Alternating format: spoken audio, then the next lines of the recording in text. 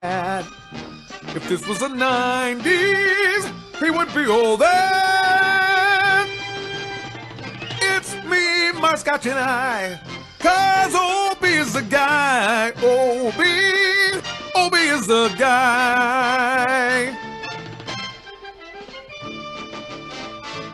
Good evening and welcome to Meet My Scotch and I am Obie Spencer and we are on the Spanglish Sports World Network on Zingo TV, channel 250. Please remember to download the Zingo app. You can find it on your Android phone, your iPhone, smart TVs, Roku, Google Chromecast, everywhere you get apps. This show can be found in 35 countries on 4 different continents. Of course, if you're watching us on YouTube, please don't forget to like and subscribe. Today, as promised, part 2 of our fantasy football tutorial. This week we welcome Tyler Beucher, a writer for Fantasy Gurus and Elite Fantasy. We are taking it from a man who owns one dynasty team to a full-time writer. So let's call this episode Fantasy Football 401. Tyler, how are you? What's going on, Obie? Happy to be here. Excited to talk some football with you. Excellent. So let's start right from the scratch. How does a civil engineer become a full-time fantasy football writer? Well, it started. These wheels in motion have been in set for quite a while. Started as like a part-time kind of gig, kind of just as a way to get my opinions out there and try to get a little bit more involved in the fantasy space. Started writing part-time for several different websites. Got really into the analytical aspects of it and started building from there. Got more and more involved, different outlets, and eventually I got an opportunity where I was able to turn this into a full-time position. And these opportunities do not happen very frequently. So when I got that green light, I was actually just 3 weeks into a brand new job. I felt so bad because I had to give my 2 weeks notice right after that. But I just had to take the job and run with it. And I've been luckily been here for 2 years now. Very happy to continue to do it and work for Fantasy Guru and the Elite Fantasy family. That is awesome. And as a guy who started in STEM and then ended up in computer science, there's a lot of fantasy football in that in those math people who are in those fields. So I'm not surprised that you're like, let me use my analytical skills for myself. Thank you very much. Right. So what is your current personal portfolio of leagues looking like? I've cut down the week-to-week management. I just wanted to really fine-tune the number of dynasty leagues that I was in.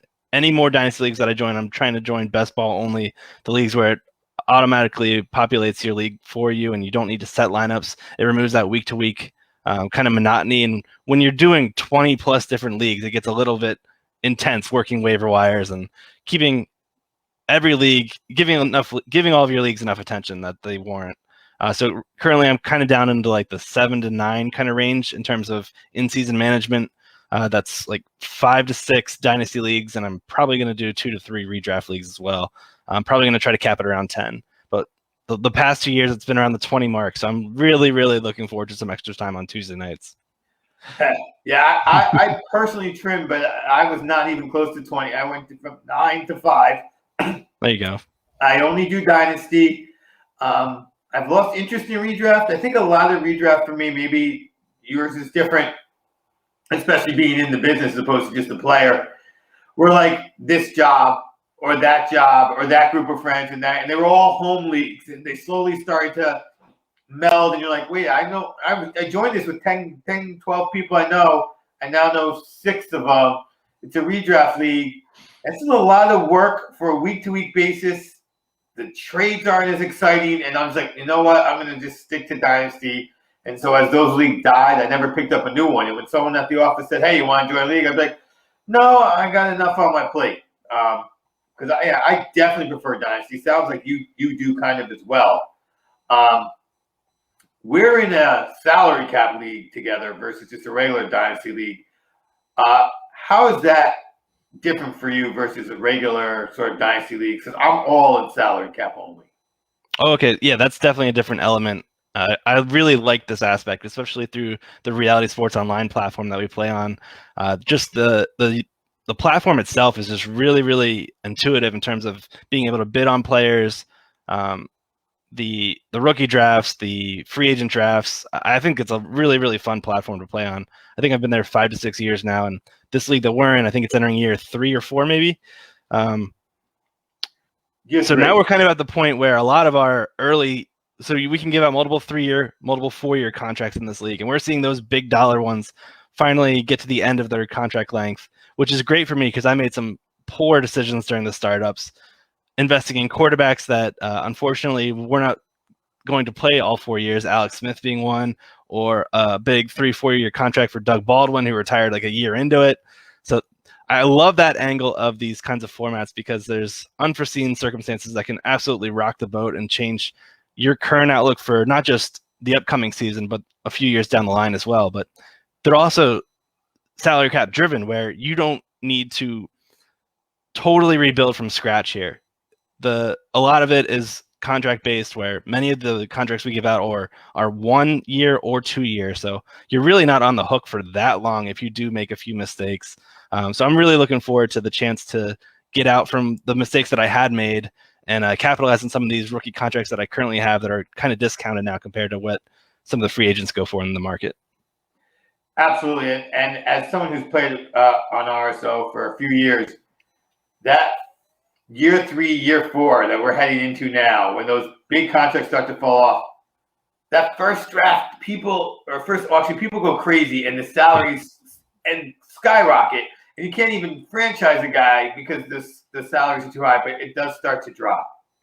Now, I know you're a big analytic guy, so I'm going to ask you, what's your opinion on PPR? Because I know it's huge. Everybody likes it. How do you feel about it? I still like it. I think you should know your league's format going into any draft, and your tactics should revolve around that and the rules and the starting requirements. And if you're not taking advantage of a league that's set up in full PPR, then you need to adjust and slide players up and down your rankings as such. Just roughly for running backs, like we know targets are about 2.75 times more valuable than a carry. So getting pass catching backs, guys like Austin Eckler, they can definitely raise your fantasy floor on a week-to-week level. And what I like about these types of backs in the PPR format is they're kind of game script agnostic, where if they're losing, they'll catch passes in the backfield. If they're up ahead, they'll still get carries. So it really doesn't matter in terms of the week-to-week outlook for that player. They just can embrace that volatility a little bit more than like a game script driven back like Derrick Henry, who had plenty of games with 100+ yards and 2 touchdowns. But whenever the Titans fell behind, like he just wasn't getting a ton of targets, like 2,000+ yards from scrimmage last year, but was still just the number 3 running back in PPR formats. So I'm in a league that doesn't use PPR, and instead the commissioner uses first downs. Great. And one of the guys is fighting for PPR. And he said, well, what it does is it gives you more backs to choose from. And I think at a time before you had CMC or even Elliott, when there was 2 backs, a third down back and a starting back, that did increase it. But I went and I looked, and it didn't. As a matter of fact, it increased the value of the top backs, but that was just for 1 year. Have you done any research into whether PPR increases the field of backs or just changes the backs that you want? It does change the backs that you want, but the problem is like these volatile pass catching backs, like a Tariq Cohen, Nyheim Hines, a James White. They're great whenever you can get them to get like the 8+ catches for 80+ yards. The problem is they're not very easy to predict ahead of time. So I really like targeting these guys in the best ball format, where I don't need to worry about that and I can just capitalize on their spike weeks. But if you're in a typical start, sit, redraft format or dynasty format where you have to plug them into your starting lineup, even in games where you think, okay, let's say the Colts are projected to be behind by 7+ points by their Vegas spread. You think they're going to be trailing in this game. You think it's a good Nyheim Hines game, but somehow the defense forces an early turnover, and then Jonathan Taylor's working with positive game script. Your Nyheim Hines play kind of goes to bust.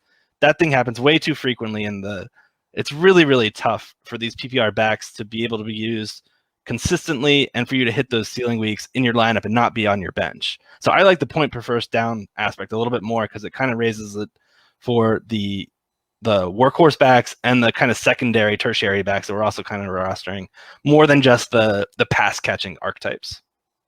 I will let that commission know that you give him the pat on the back. Yes. he put it up to a vote, but he said it was one of those things where he's like, I love this first down. I don't like PPR. It's going to take 2/3 to get to PPR, and it just missed the 2/3. I mean, it got over 50%, but he was pretty out of it. I voted along with him since I was him.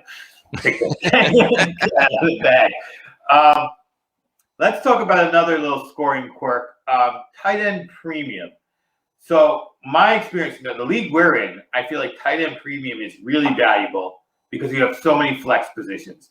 But when you have one or two flex positions, I've seen where it's like your running back 2s and 3s are going to fill that flex up enough that tight end premium just becomes, well, every tight end, every game gets an extra 4 points or an extra 7 points. It doesn't change the fact that Kelsey's the best tight end and Ebron keeps dropping passes other than 1 year. Right. So tight end premium really, it just kind of accentuates the guys at the top. It really gives them those boosts, those guys that are capable of 70+ receptions in a season, like Travis Kelce, Darren Waller. Those guys get the biggest leap. Like there is such a big tier gap in terms of the productivity between like the tier 1 tight ends, I'll include George Kittle in there as well, versus the tier 2, tier 3, tier 4. And it really just kind of makes those tier 1 guys even better. And like Travis Kelce last year, like this guy, like number 3, I believe, among all wide receivers in half PPR scoring. If he was you put the wide receivers and tight ends together, he was the number 3. If you put Darren Waller in there, I believe he was number 11. Like Darren Waller, back-to-back 90 catch seasons. He's going under the radar. He's like my must leave. My one player I'm trying to leave every single draft with this year. Darren Waller, got to get him. But the tight end premium format, it really just accentuates those guys at the top. The other guys, they're just kind of treading water and moving up slightly. But on a granular, like week-to-week basis, it doesn't really boost them that much. And you're still wanting to play running backs or wide receivers over like the tight end 15 or tight end 18, that kind of group. Right. Now you're talking Darren Waller, who I was big on before he got big because I can't remember the tight end right now. Maybe your memory's better than mine. Probably it's not that long ago. But the tight end that Chucky had that first year in Oakland blew up. Yeah, Jared Cook. And I was like, this is the game plan. This isn't Cook's skill set. Cook went to New Orleans and Waller came in and took over. I didn't get them because I wasn't confident enough in myself. But now Waller is that next guy in that tier. So we're speaking of tight ends. We're speaking of that tier. I want to talk about a choice I made in our league. I'd like to hear your analysis of it. You can be fair, laugh at me, applaud me, whatever it is, because it's around everyone's favorite rookie tight end, and that's Kyle Pitts. Right. So I took him 2. So I took him 2 because I looked at my team. I'm sitting there with Burrow and Tua, the 2 of the quarterbacks. And I was like, I'm obviously not getting up to 1. And I made the choice to trade for another quarterback in Mayfield, giving me 3 starting quarterbacks to use for the flex weeks, and choose to go after Pitts. My opinion being that one of the things you talked about is those top-end tight ends are way better than anyone else in their bracket, which is huge because running backs have that differentiation, but wide receivers don't necessarily have that, and quarterbacks don't. I think Pitts is the only guy in the draft, quarterbacks aside, who I look at and go, this guy could be at least once the tight end 1. There was no one I said I'm looking going, you're going to be a running back 1. You're going to be a wide receiver 1. And I had the quarterback filled. But of course, that's a high salary for tight ends. Did I take him too early? No, you did not. I've seen him go 101 in several Superflex tight end premium formats, and I don't think it's really that astonishing. Like he's super young, crazy athletic, highest drafted tight end, I believe, in NFL history. He's going to get a ton of usage right out the gate. The only thing I'm a little bit wary of, like, is these rookie tight ends generally don't hit the ground running. It typically takes them a little bit to develop, but Pitts, if there's going to be an outlier, it feels like Kyle Pitts is that guy.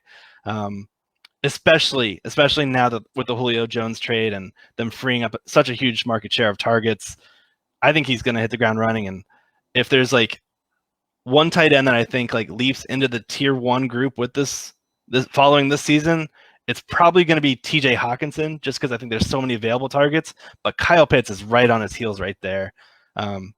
Yeah, man, you got a really special player. I do worry about, so in typical dynasty formats, not the salary contract ones, you can have him for the length of his career or until you trade him or whatever.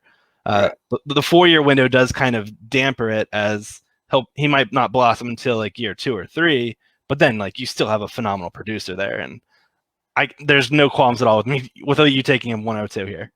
All right, excellent. Let's talk about some of the other rookies in general. When you looked at this class, who did you look at and go, this is the guy? Let's put him in who should go in somewhere in the first 2 rounds, so people watching know his name, who nobody's really given enough props to. I'm sure there were some, that you were in the minority of this guy needs to be ranked higher than everyone is giving him. For me, it was probably going to be Trey Lance. He was a guy that I had locked onto very early in the draft process, just because we know that rushing quarterbacks offer such a high fantasy floor, and when they're able to connect it with high octane passing attacks, these guys are literal cheat codes in terms of what they can produce at the fantasy quarterback position. Trey Lance, like I believe it was 12 or 13 plus fantasy points per game over the 2019 through 2020 season. He only played 1 game in the 2020 year with North Dakota State, but man, he was just on fire in terms of the fantasy production he produced. And that was on limited passing attempts. So he's going to go to an offense here in San Francisco where I believe that probably isn't going to change much. It's going to be a spread it out offense in terms of the targets going to their 3 primary weapons in George Kittle, Deebo Samuel, Brandon Ayuk. But then this offensive line is phenomenal. They've got a fantastic running back trio/foursome. Depends if you want to include Jeff Wilson in there, who should be out for the first 6 to 7 weeks after being on the PUP list. But Trey Lance has the ability, I think, to be a top 6 producer in fantasy points per game. He may not start week 1, but once he's in there, he's going to be a player you want to lock into your fantasy lineups week after week. Nice choice. And the other way, who did you go? They're giving this guy too much, and I'm not so sure that seems like he should be that high. This is probably a chalky answer, but it's Kadarius Toney. I mean, he didn't do much the first 3 years he was at Florida. It wasn't really until his year 4 that he had the breakout. He looked really, really good, though. He did produce during that final year at Florida, but I'm just not that excited about late breakouts. Like, there's so many data points trending towards telling us that young players that produce well at the collegiate level in their age 18, age 19, age 20 seasons, these are the guys that go on to produce well at the NFL. Getting the late breakout guys like a 21 or 22-year-old beating up on 18-year-olds isn't that impressive to me. So I'm a little apprehensive on Toney. And then you couple that with the odd pairing of him landing in New York, an offense loaded with playmakers. I just see the targets being sparse in year 1 and not a good conducive environment for fantasy production there for him.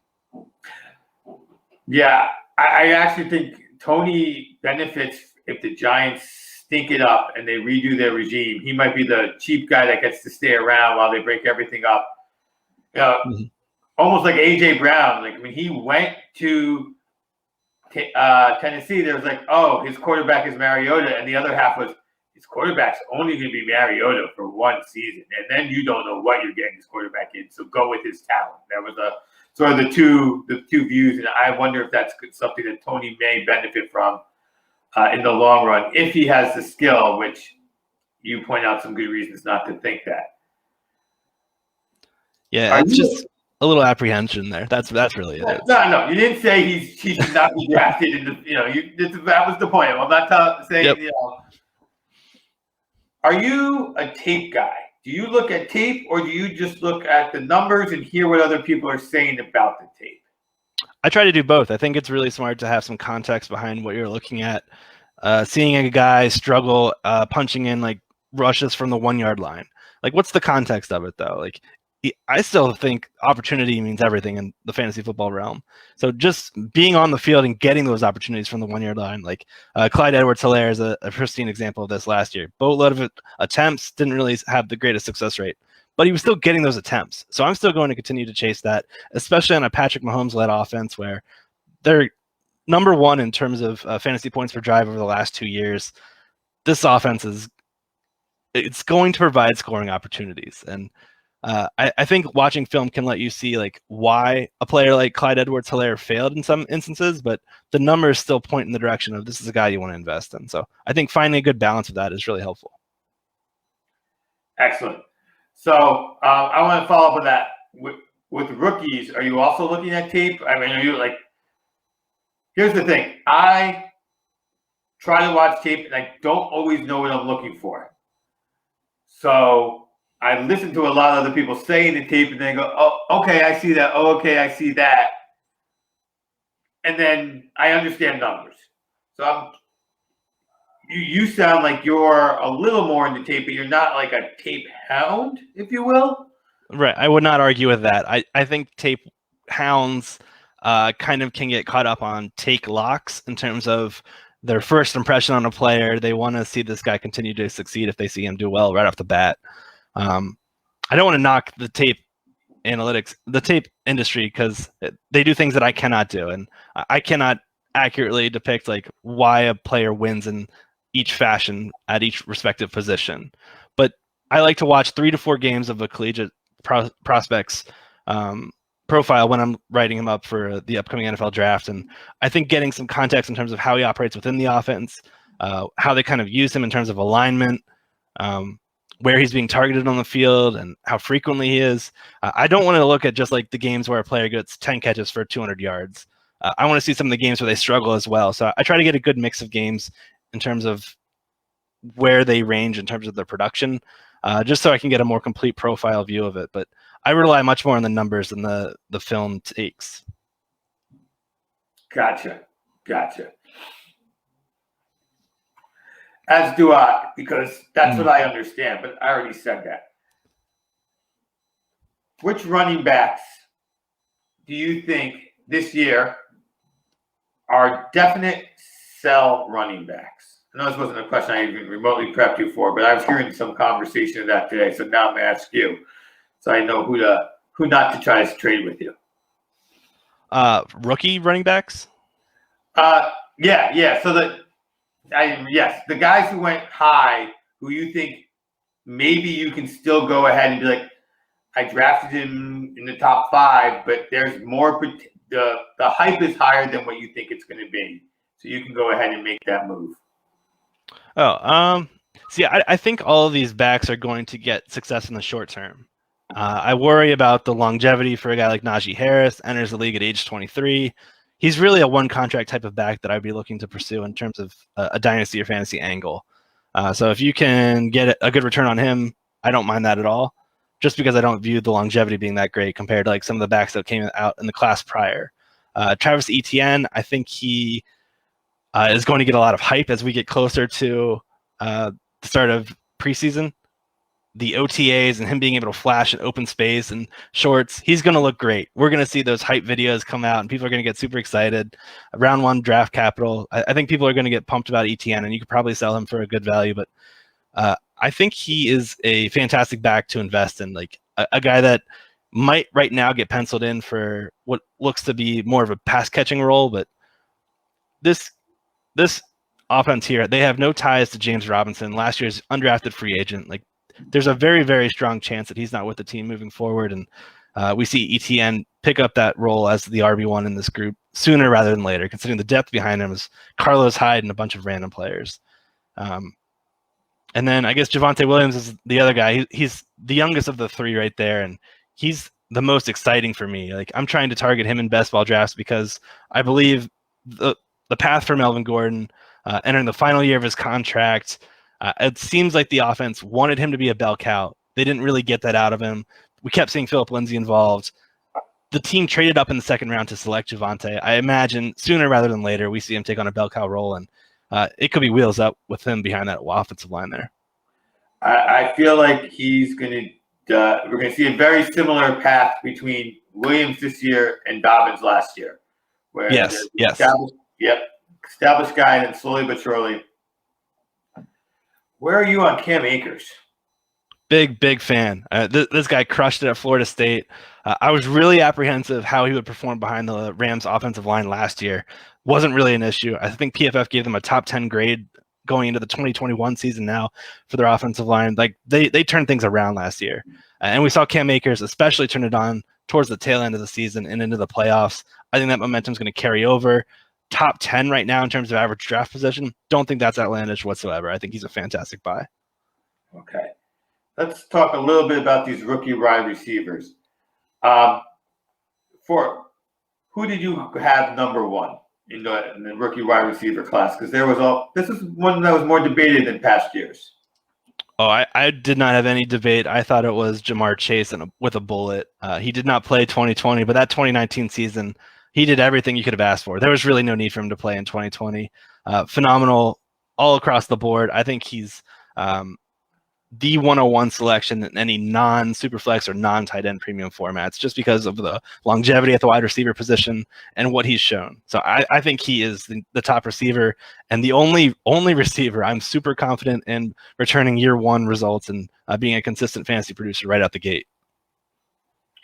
I agree. I did not understand how people were going with Waddle or Smith, especially with Smith's size. That we saw what we saw from Chase. So speaking of rookies and Jamar Chase, I feel like I watched a different NFL and a different Super Bowl than every NFL GM as I watched Sewell Powell just fall down the draft, knowing that with Superman behind Swiss cheese, Kansas City got crushed. What are your thoughts on that? I mean, it's not complete. That's not fancy. This is general football. I just felt that him falling was just incredible to watch. Yeah, that was a kind of a head-scratching move. I totally agree with you there. I thought Cincinnati would have been the ones to pull that trigger, and instead of pairing Joe Burrow with Jamar Chase, they would have went with his other running partner in Terrace Marshall Jr. instead. That would have made more sense as a second-round selection, spending the first round to upgrade that offensive line. We saw Mahomes play hero ball during the Super Bowl, running for his life, throwing on the run, and still bouncing it off his receiver's fingertips. He did as much as he could have done in that performance. Big kudos to the Chiefs. They had some offensive line losses, and they mitigated those losses through free agency and the draft. Really, really excited to see them do that and try to keep their, $300 million contract that they have for Mahomes, trying to keep him upright and healthy. Big moves there. I was really, really glad to see that, considering how much they struggled during the playoffs with a battered up offensive line. Yeah, I mean that was an incredible testament to the fact that football is a truly a team game, because I honestly think that was one of Mahomes' best games. It's just because what he had to work with and what was being done to him, and what his receivers getting the yips, for lack of a better word. It was just that throw where he is vertical is. If they had won that game somehow, that throw where he was vertical would be up there with Ali over for Adrian. That would just been one of those shots that people, always remember and always look at. So it's time for us to move away from what's going on the field with football. We're going to talk a little bit more about the rookies. Rebecca, can you bring up our first picture? We are going to do Bestball scorecard. We're going to draw that scorecard. We have follow at. Give me a second.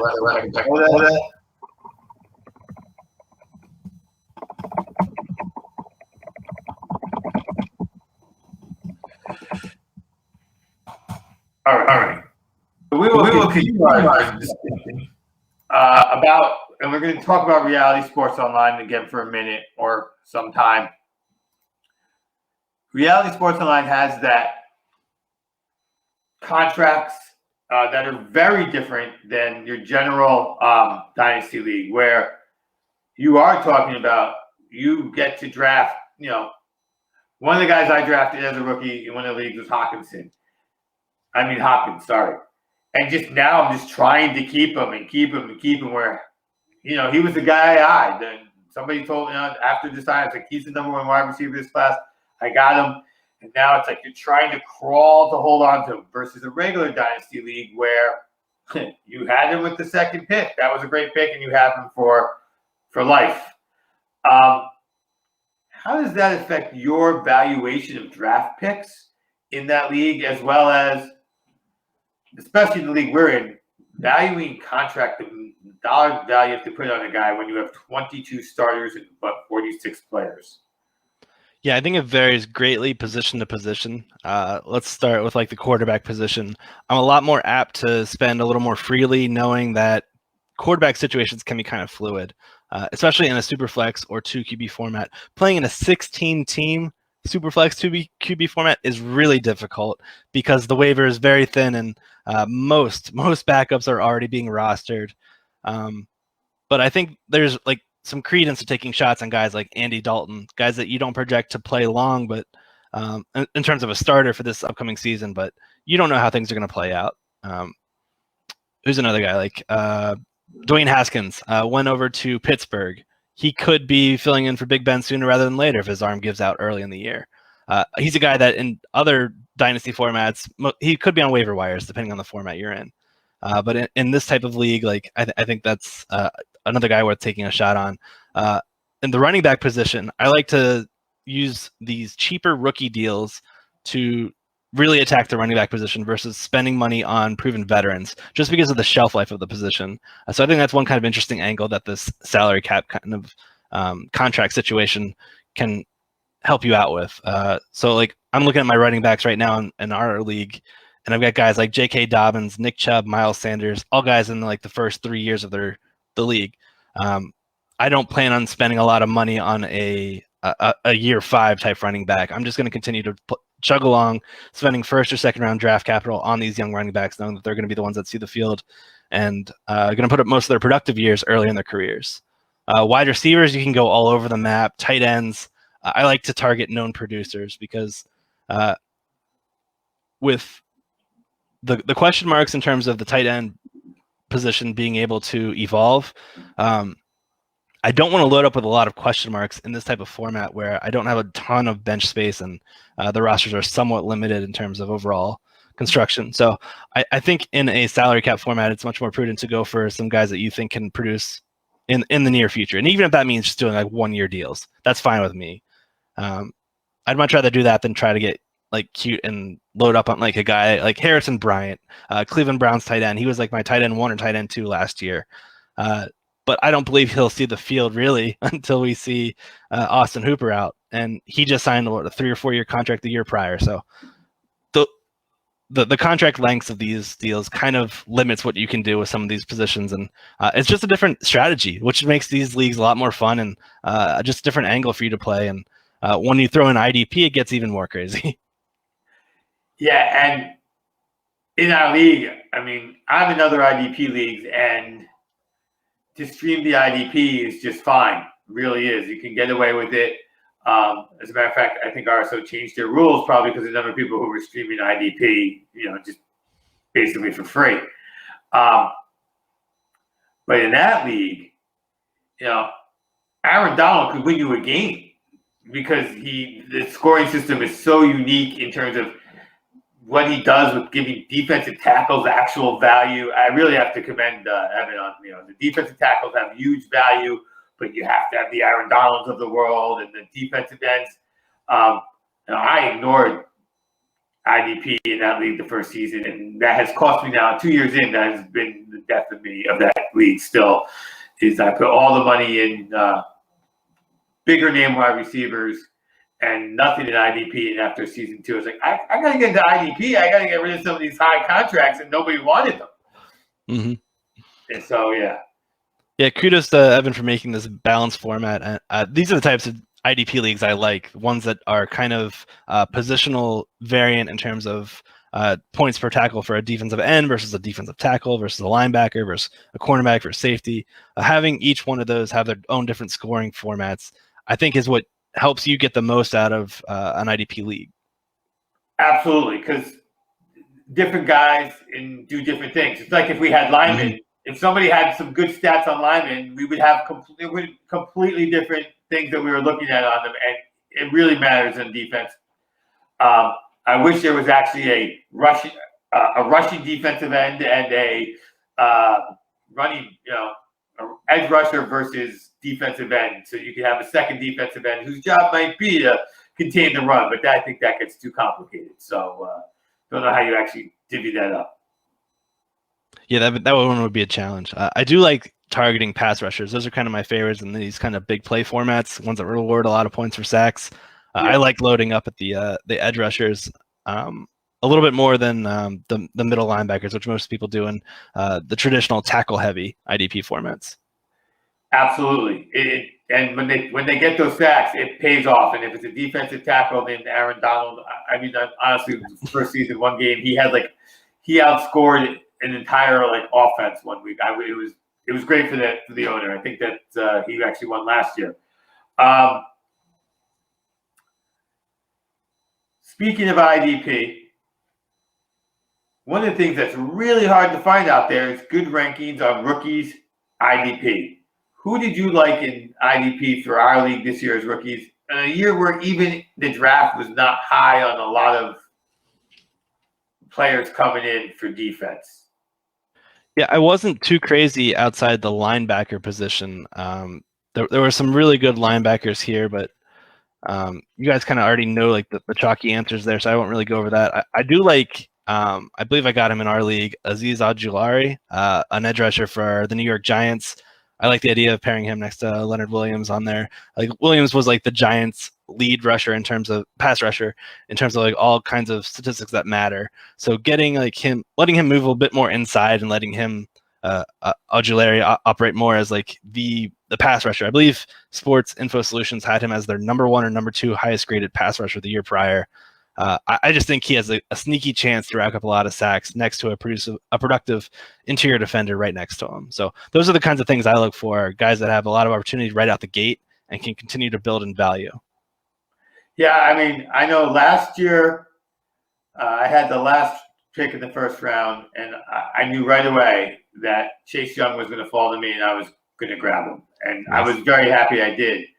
There was no defensive end quite like that this year. I did grab Pay some point in the second, must have been early in the second round, but yeah, I'm actually kind of using your running back strategy on defense, which is use those late firsts and those second rounders to fill up the defense with guys I've heard of at much cheaper than our defensive players are going for in our league, and ride them for 4 years, and then see who I can find to fill in the back with them, because I think that is the way to keep the defense stocked in this league.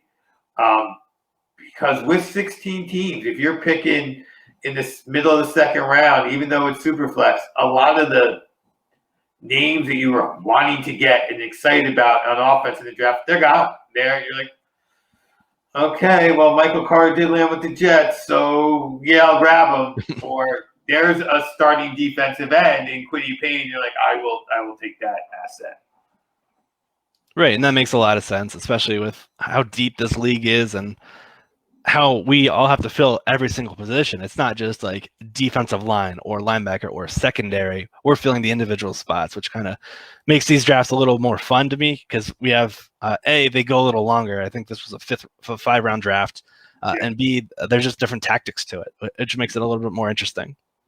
Yeah, and it's a 5-round draft where I'm in other RSO leagues. There's one I'm in a 4-round draft for, and I don't want it. I don't want the 4th-round pick. It's all offense, and I'm like, this is a hindrance to me. When somebody's like, "Oh, can you throw a 4th-round pick into a trade?" I'm like, yes. As a matter of fact, I can. Speaking on trades, what I love about RSO is the trading. I've done some regular dynasty leagues, and they were good trading, but RSO, because of this salary issue, has some of the most complicated and interesting trades I've seen.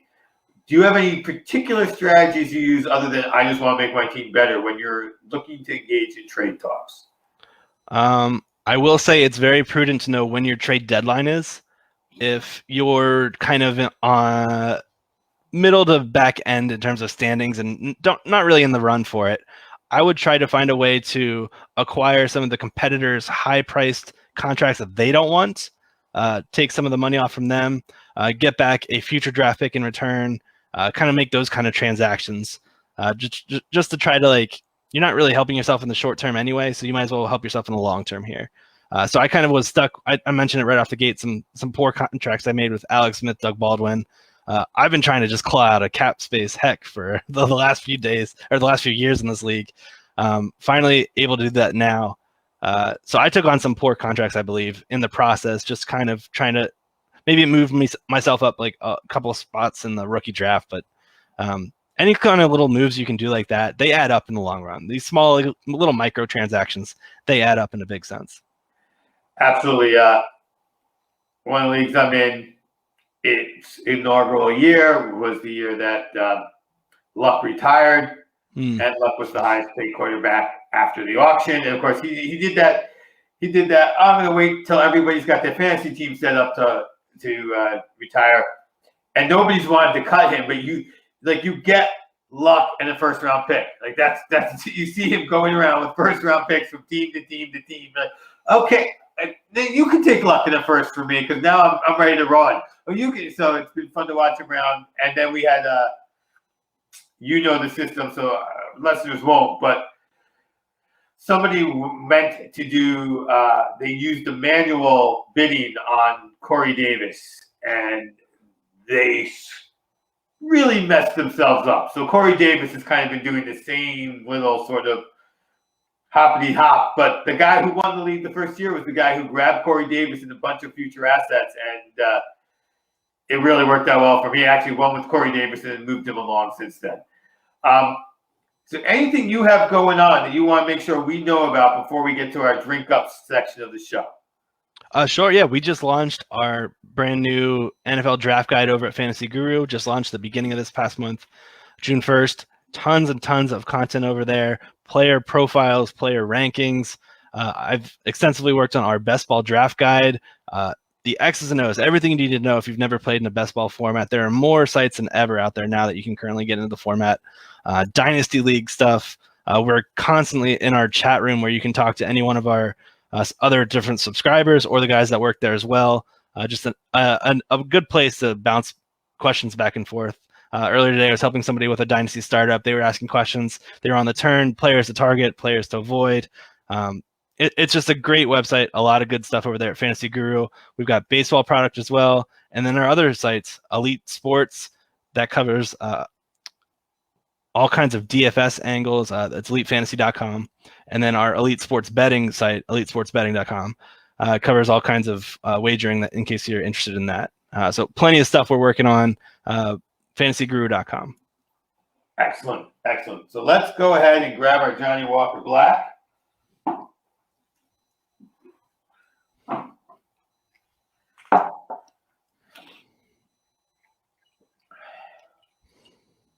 All right. I have never had the Johnnie Walker Black, so I'm excited for this one. Oh wow! Today's show is it's sort of like, I think, classic starter scotches, if you will, Johnnie Walker Black and the Chivas. So yeah, let's dig into it. That's a nice caramel color. Mm-hmm.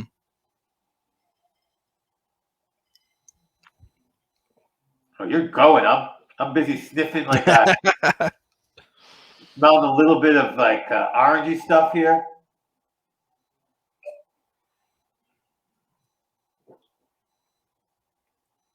What did you think of the taste? I like it. It's definitely one I wouldn't mind ordering or enjoying outside, sitting outside and sipping on this guy. Yeah. No, not at all. This is, to me, this is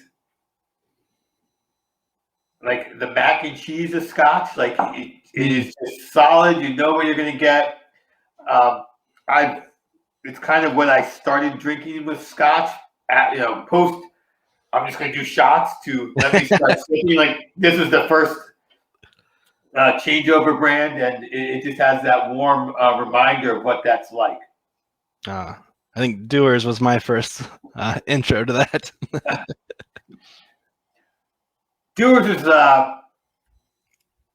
Dewar's was my father's Scotch. So Dewar's was definitely grab and go. Because you don't want Dad to know his Scotch is going away. But let's go ahead and grab the Chivas. We'll leave the Johnnie to breathe. But before we get into the Chivas, let me ask you a little bit more about DFS, because obviously if you're focusing on best ball, and DFS is like the exact opposite of best ball. Like everybody gets the same pool of players, and then you have to pick who is going to do best.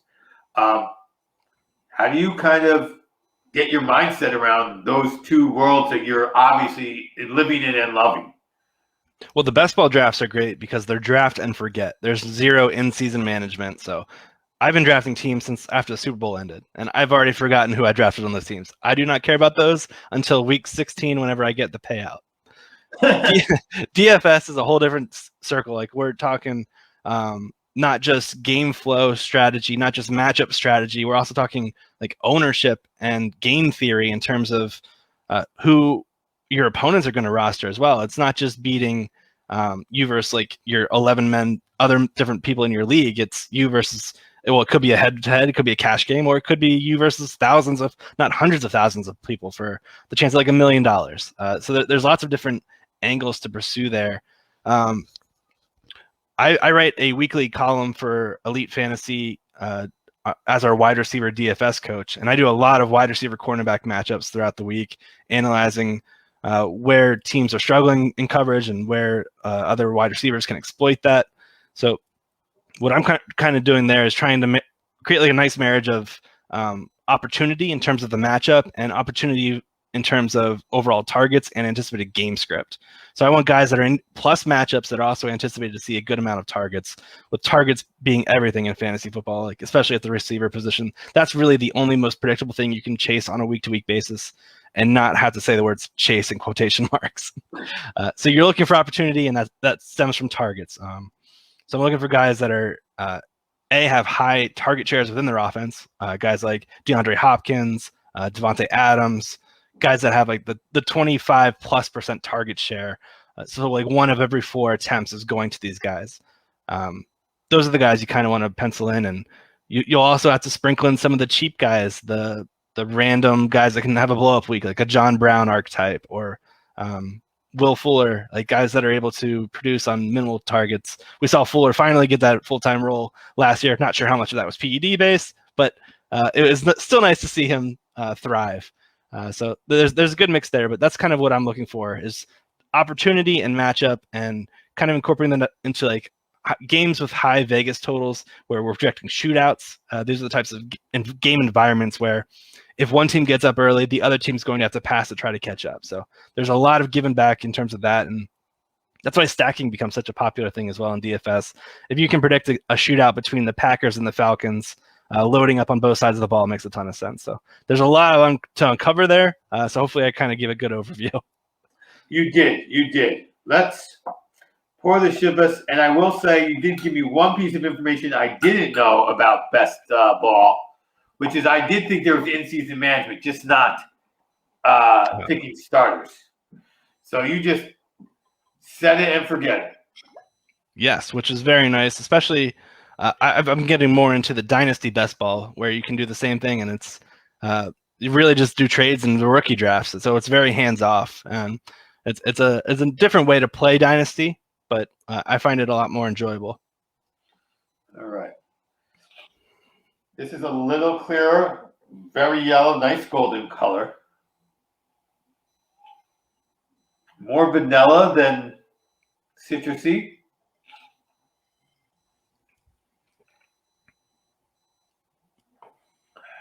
A little more mild. Yes, I think so too, yeah. A lot of spices in there, though, like allspice or pepper or something. Just like somebody took the spice cabinet and dropped it in. Yep. I think I like that one more. My childhood has just gotten a little jaded. Yeah, I believe this was the first one I got as a birthday gift around my 21st birthday. I think I like this pretty well. Yeah. Yeah, I agree. I think I like the Chivas more. You said something there with game. You used that game strategy. I think was the term, but talked about something which I think is true for all fantasy sports, especially when you talk about trading and drafting. It's something somebody I know who used to go to the track used to say to me. He goes, anybody can go to the track and be right. But if you want to make money, you have to go to the track and be right when everybody is wrong. And that is so true, I think, in fantasy sports. Probably, as you said, in DFS, even truer. I know that when I go back to where we started with, when I picked Hopkins, I think he was really considered the number 2 guy that year. I don't remember who was number 1.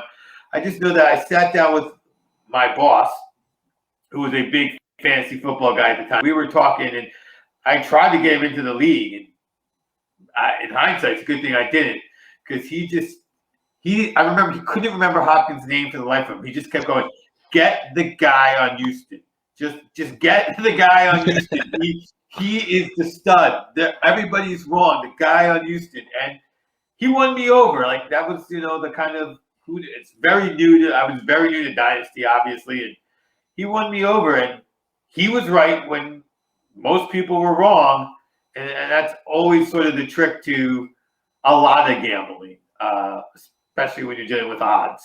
So I thought it was great. Yeah, and there can be like a contrarian angle you take with this, where if, say, like that example I gave of a Packers-Falcons shootout is occurring and everybody's on Calvin Ridley and Devontae Adams, you're going to see a lot of the ownership gravitate towards that way. But what if it's a defensive struggle and we see like a 10-17 game instead of a 34-30? And you pivot elsewhere within that same price range at another wide receiver who's just as likely to get that much targets, but comes in at a fraction of the ownership.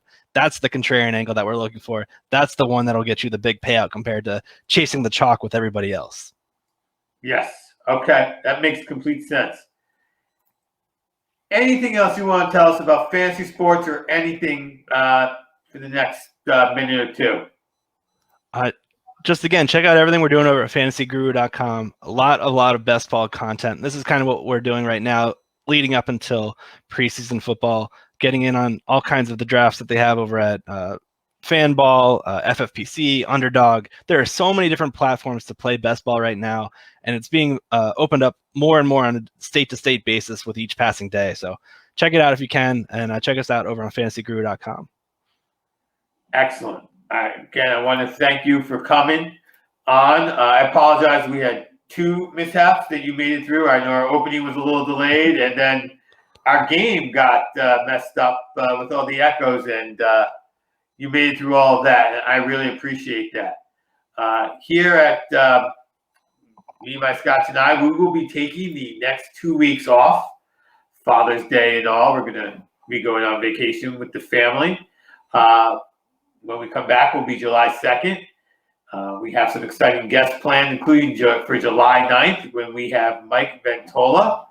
If you recall, he is our baseball expert. That gentleman has encyclopedia knowledge of baseball, and I'm sure he'll study up for our show. As always, I'm still out there looking for a bottle of Ron Burgundy's Great Odin's Ravens Special Reserve. We want to grab that Scotch whiskey. And then do the impossible and get Will Ferrell on the show and interview him, and definitely just talk about some of his great sports movies, including Talladega Nights, one of my all-time favorites. So that's what we have on our agenda. Oh, and let me just plug one more thing while I have the moment. This next Friday morning on my YouTube page, Me, My Scotch, and I, we will be dropping the first episode of Drinking from the Garden Hose. That will be a podcast I'm doing with myself and friend of this show, Ed. You know him as the guy with the floating Rutgers helmet. So check us out there on our YouTube channel, Me, My Scotch, and I. And again, Tyler, have a great night. Thanks for joining us. Everyone else, have a good evening.